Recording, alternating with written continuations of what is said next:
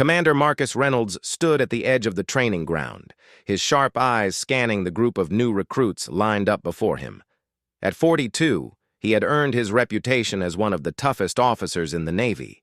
His weathered face showed years of discipline and command, and his voice could make even the bravest soldiers tremble. The morning sun beat down on the naval base in San Diego as Reynolds prepared to address the fresh batch of recruits. These young men and women had volunteered for one of the most challenging programs the Navy offered. Only the strongest would survive the next 12 weeks. "Listen up, recruits," Reynolds barked, his voice echoing across the training ground. "You think you're tough? You think you have what it takes to serve your country? Well, I'm here to tell you that most of you will quit before the week is over." The recruits stood at attention, their faces showing a mixture of determination and fear. Reynolds enjoyed this moment. He had broken hundreds of recruits over the years, weeding out the weak from the strong. It was his job, and he was good at it. His eyes stopped on a young woman standing in the third row. She looked to be in her early 20s, with short brown hair and an athletic build. What caught his attention wasn't her appearance, but her stance. While other recruits showed signs of nervousness, she stood perfectly still, her green eyes focused straight ahead. "You there!" Reynolds pointed at her. "Step forward!" The woman moved with fluid precision, stopping exactly 3 feet in front of the commander. "Yes, sir," she replied in a clear, strong voice. "State your name, recruit." "Sarah Mitchell, sir." Reynolds circled around her like a predator studying its prey. He had seen many female recruits over the years, and he had his doubts about their place in combat training. In his old-fashioned mind, women belonged in support roles, not on the front lines. "Mitchell, let me guess. You joined the Navy to prove something to Daddy? Or maybe you watched too many action movies and thought this would be fun?" His voice dripped with sarcasm. Sarah remained motionless, her eyes fixed on a point beyond the commander's shoulder. "No, sir. I joined to serve my country, sir." Reynolds laughed harshly. "Serve your country? Look at you. You probably can't even do 10 proper push-ups. I bet you'll be crying for your mommy before lunch." The other recruits watched in uncomfortable silence. They could feel the tension building, but none dared to speak.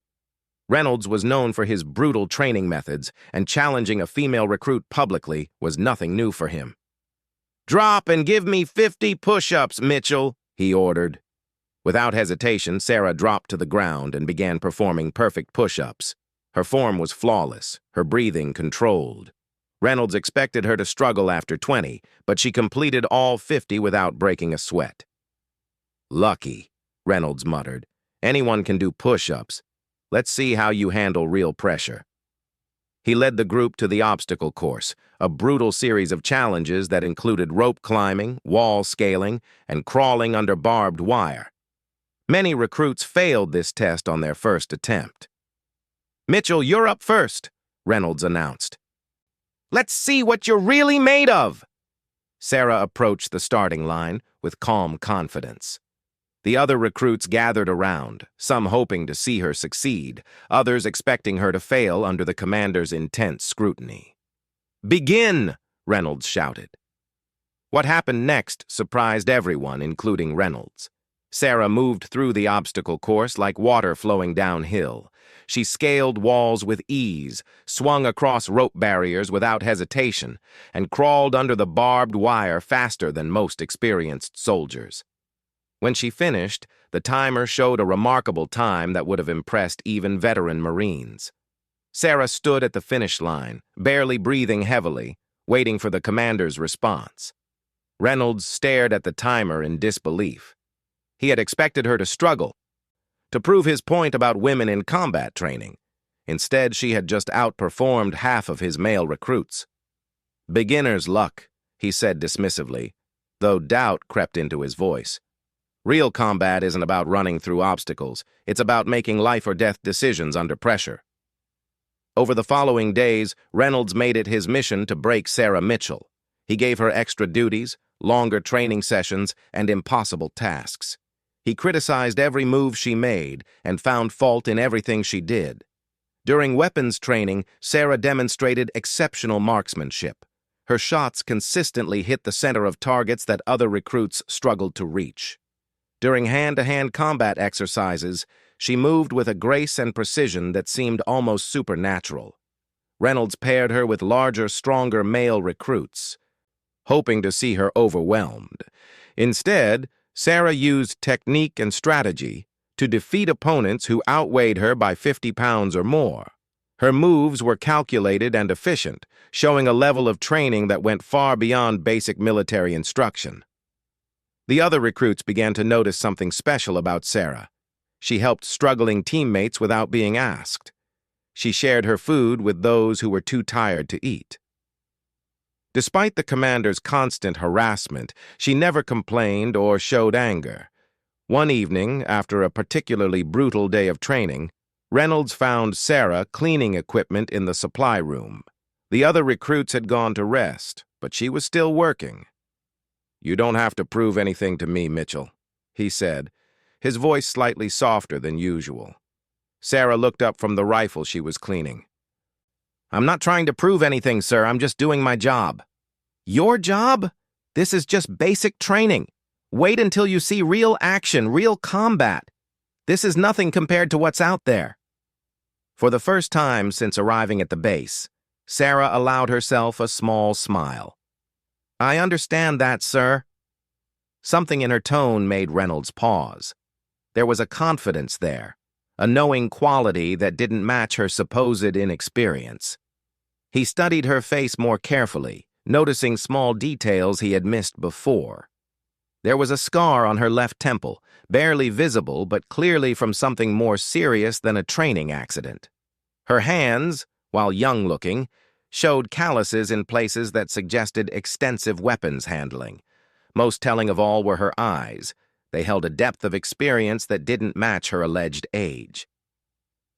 "Mitchell, what did you do before joining the Navy?" he asked suspiciously. "College, sir.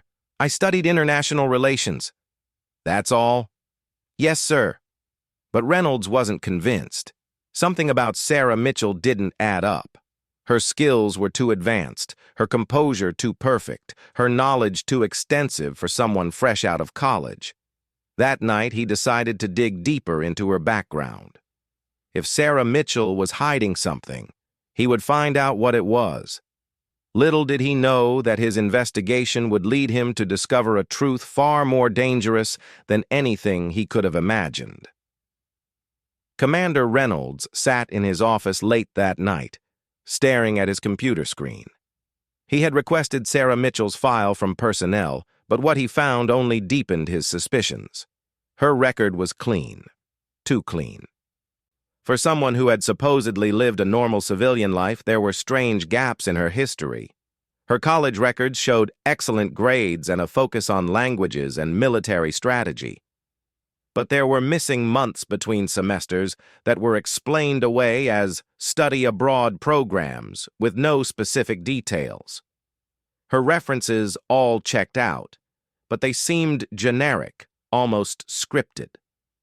Reynolds picked up his secure phone and dialed a number he rarely used.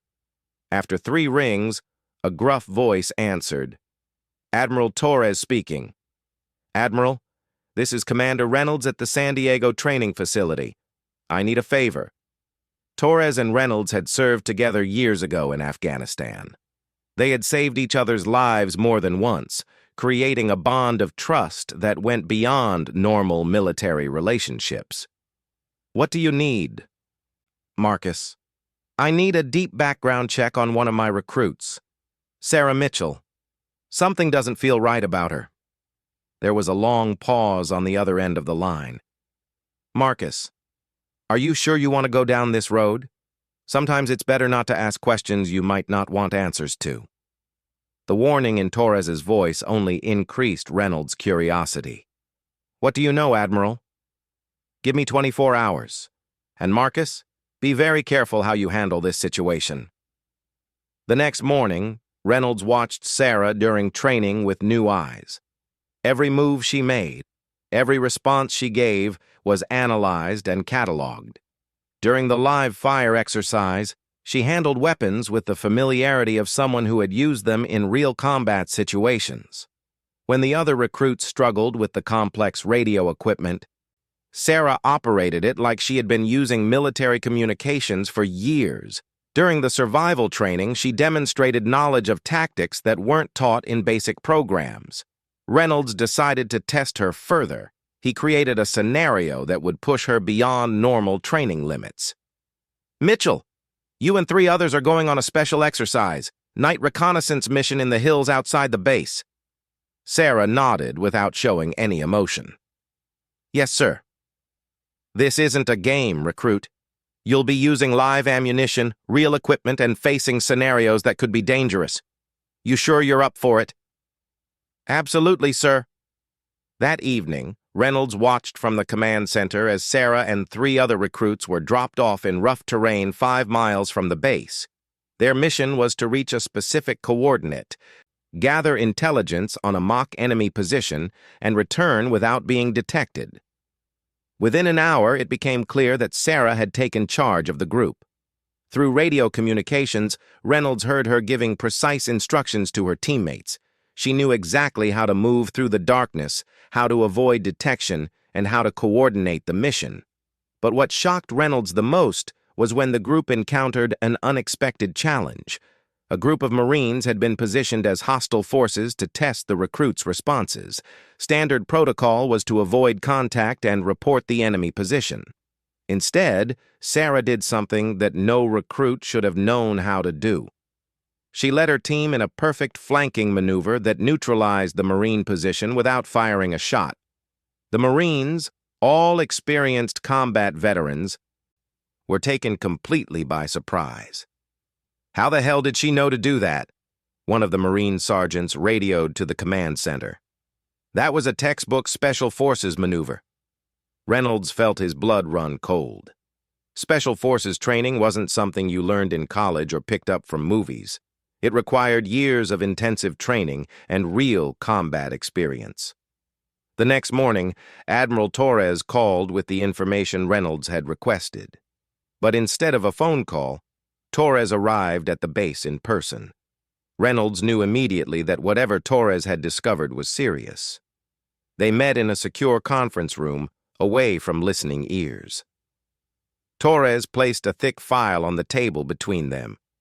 "Marcus, what I'm about to tell you is classified at the highest levels. You cannot share this information with anyone, and you need to be very careful how you proceed." Reynolds opened the file and felt his world shift. The woman he knew as Sarah Mitchell didn't exist. The real Sarah Mitchell had died in a car accident 3 years ago. The person in his training program was operating under a carefully constructed false identity. Her real name was Lieutenant Elena Vasquez, and she was one of the Navy's most elite SEAL operatives. She had completed missions in Afghanistan, Iraq, Syria, and several classified operations that Torres couldn't even discuss. She was a decorated combat veteran with skills that put her among the top 1% of Special Forces operators in the world. "Why is she here, pretending to be a recruit?" Reynolds asked, his voice barely above a whisper. Torres leaned back in his chair. "There's been intelligence suggesting that someone at this training facility has been selling information to foreign agents. Names of recruits, training schedules, security protocols. We needed someone inside to investigate." "And you sent one of our best SEALs to do it?" "Elena volunteered. She's perfect for undercover work, young-looking, highly trained, and absolutely loyal. The plan was for her to go through the program, identify the security leak, and report back." Reynolds thought about all the times he had humiliated her, pushed her beyond reasonable limits, and questioned her abilities. She had endured it all without breaking character, even though she could have ended his career with a single phone call. "Admiral, I've been treating her like garbage. I had no idea." She knew what she was signing up for. "Elena is tough enough to handle anything you could throw at her. The problem is, we think the leak might be someone in a command position." The implication hit Reynolds like a physical blow. You think it's me? We had to consider it.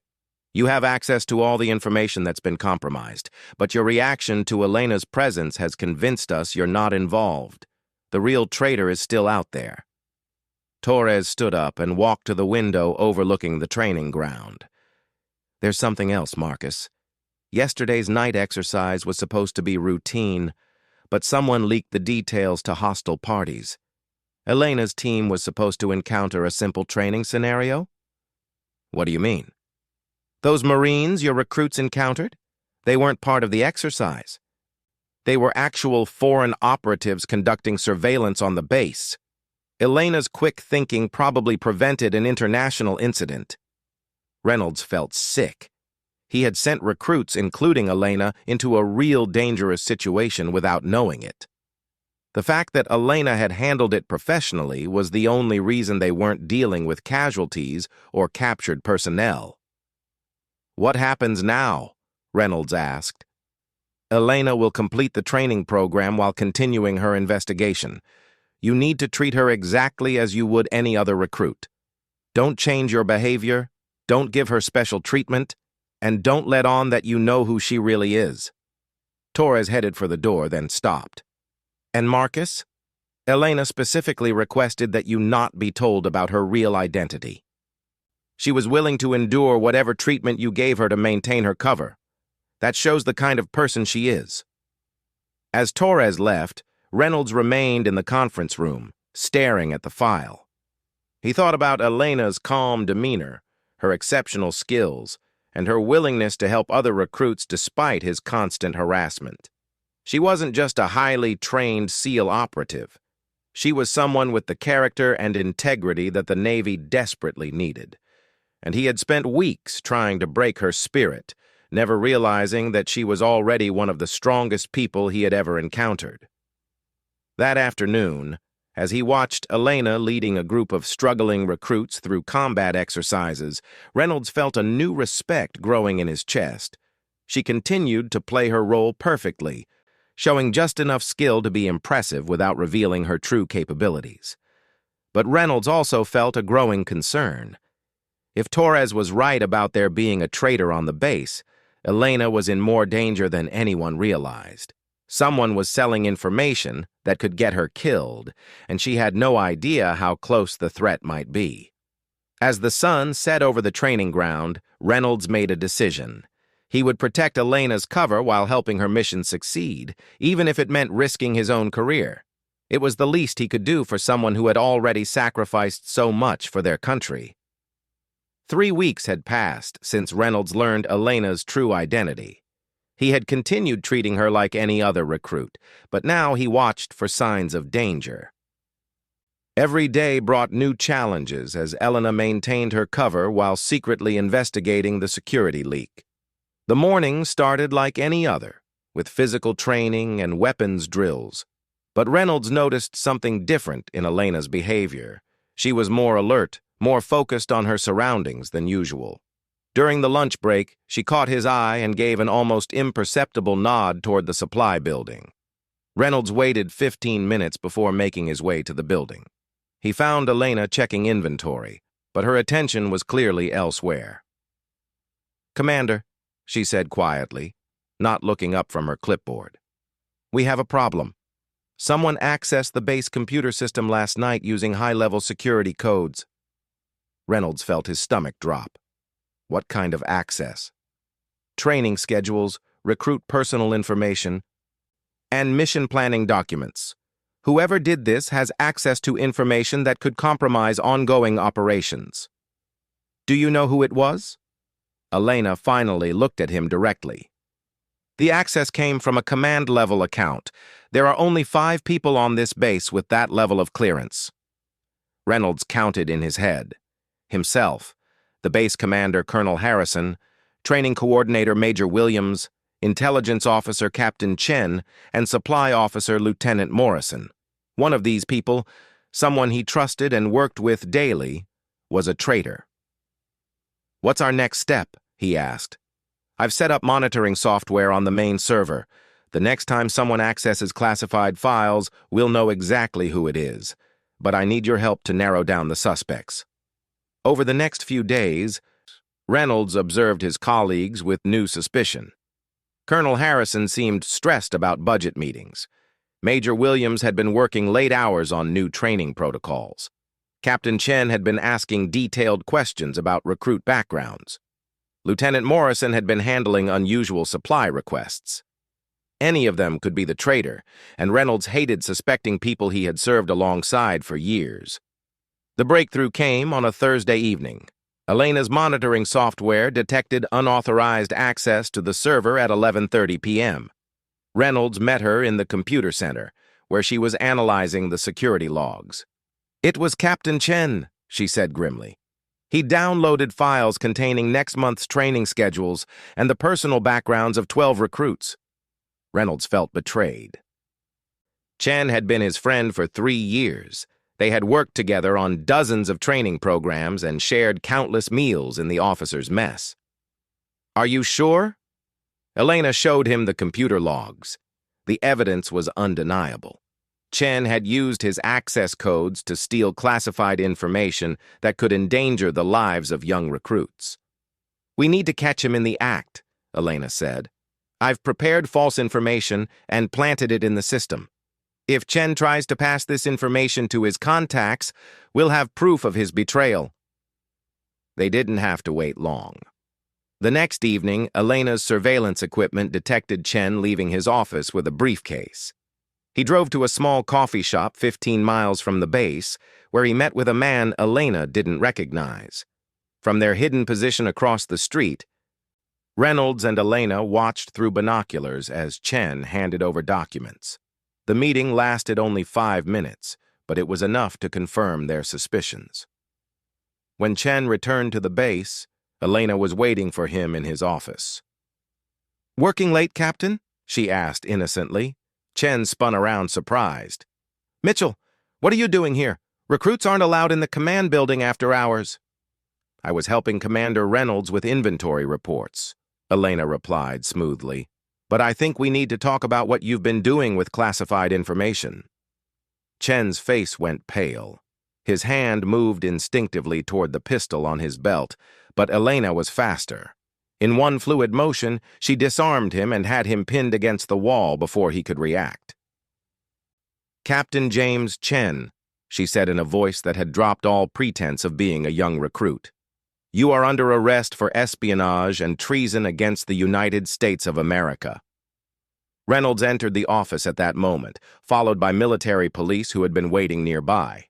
Chen looked between Elena and Reynolds with growing confusion and fear. "I don't understand," Chen stammered. "She's just a recruit. How does she know about classified operations?" Elena stepped back and straightened her uniform. When she spoke again, her voice carried the authority of someone accustomed to command.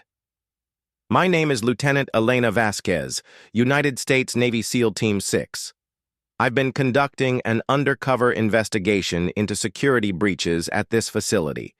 Captain Chen, you are charged with selling classified information to foreign agents." The shock on Chen's face was complete. "SEAL Team 6? But you're just a girl. You're barely out of college." Elena smiled grimly. "I've completed 43 combat missions in 7 different countries. I've been awarded the Silver Star, the Bronze Star, and the Navy Cross. And I've just completed the most important mission of my career by catching a traitor who was endangering American lives." As the military police led Chen away, Reynolds found himself alone with Elena for the first time since learning her true identity. "I owe you an apology," he said quietly. "For the past 2 months, I've treated you terribly. I had no idea who you really were." Elena shook her head. "You were doing your job, Commander. You were trying to make us into better soldiers. The difference is, I was already a soldier when I arrived here. Still, I said things, did things that were unprofessional. You could have stopped me at any time. My mission required maintaining cover. Besides, I've endured much worse during actual combat operations. Your training methods, while challenging, weren't anything I couldn't handle." Reynolds looked at this young woman with new understanding. She had endured months of harassment and discrimination without complaint. all while conducting a dangerous undercover investigation. Her strength wasn't just physical, it was mental and emotional as well. "What happens now?" he asked. "I'll finish the training program to maintain the illusion for any other potential security threats. Then I'll return to my regular duties with SEAL Team 6. The other recruits don't know who you really are. And they shouldn't. Some of them have the potential to become excellent soldiers. They need to learn that strength comes from character, not from rank or reputation." Over the final weeks of training, Reynolds watched Elena continue her role as a recruit while knowing the truth about her background. She helped struggling teammates, showed patience with difficult exercises, and demonstrated leadership without seeking recognition. On graduation day, Elena stood with the other recruits as they received their certificates. When Reynolds called her name, she stepped forward with the same quiet confidence she had shown from the first day. "Recruit Mitchell," Reynolds said formally, though he struggled to keep emotion from his voice. "You have completed this training program with distinction. You have shown courage, leadership, and dedication that exemplify the best of the United States Navy." Elena saluted sharply. "Thank you, sir. It has been an honor to serve." After the ceremony, as families celebrated with the new graduates, Elena approached Reynolds one final time. "Commander, I want you to know that this experience has been valuable beyond the mission requirements. Watching you train these recruits, seeing how you pushed them to be better than they thought possible, that's important work." "Even when I was being unreasonable?" Elena smiled. "Especially then. Real combat is unreasonable. The enemy won't care if you're tired or scared or unprepared. By pushing us beyond our limits, you were preparing us for situations where those limits could mean the difference between life and death." As Elena walked away, Reynolds felt a profound respect for this remarkable woman. She had shown him that true strength wasn't about physical power or military rank. It was about character, integrity, and the willingness to sacrifice for something greater than yourself. Later that evening, Reynolds received a call from Admiral Torres. "The investigation is complete, Marcus. Thanks to Lieutenant Vasquez, we've identified and arrested 3 additional conspirators in Chen's spy ring. Her work probably prevented the compromise of several ongoing operations." Reynolds thought about Elena's dedication to her mission and her fellow soldiers. "She's remarkable, Admiral. I've never encountered anyone with her combination of skills and character. Elena is one of our best, but she's also one of many brave men and women who serve in special operations. The difference is, most of them never get recognition for their sacrifices." As Reynolds hung up the phone, he realized that Elena's greatest lesson wasn't about combat tactics or physical training. It was about service, the willingness to endure hardship, face danger, and make sacrifices for the protection of others. In a world full of people seeking recognition and reward, Elena had chosen a path of anonymous service. She had proven that true heroes often work in shadows, asking for nothing more than the knowledge that their efforts help keep others safe. Reynolds never saw Elena again after that day, but he carried the memory of her quiet strength with him throughout the rest of his career. And whenever he was tempted to judge someone based on appearances or assumptions, he remembered the young woman who had taught him that courage comes in many forms, and that the strongest among us are often those who choose to serve others without seeking glory for themselves.